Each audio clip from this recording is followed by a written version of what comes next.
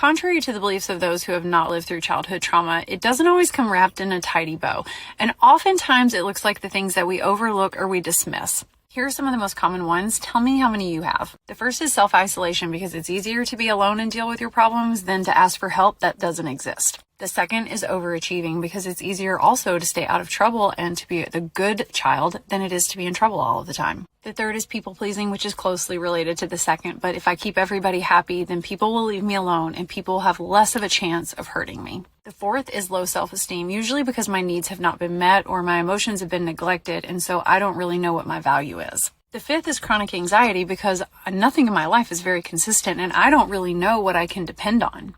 The sixth, and this one's villainized a lot, is actually substance abuse, because I found that it's easier to avoid or to numb out my feelings than to deal with the fact that I have no support or resources to actually cope with them. Which also leads to number 7, which is emotional numbness and avoidance. 8 is that it shows up as chronic health issues, because you cannot live in a state of survival without your body feeling it eventually.